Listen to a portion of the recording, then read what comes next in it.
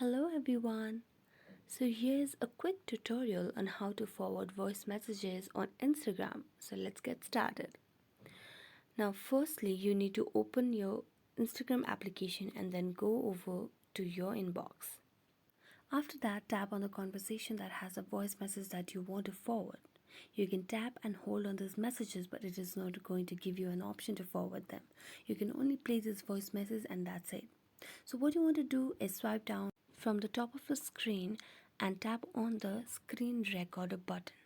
So once you tap on this button, it will start recording a screen and that audio that has been played. You just have to go to that voice message and play it while screen recording. Once I've done that, it will save the screen recording of the voice message to your mobile device.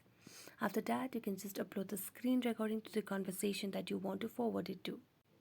So here's how you can forward voice messages on Instagram. Thanks for watching.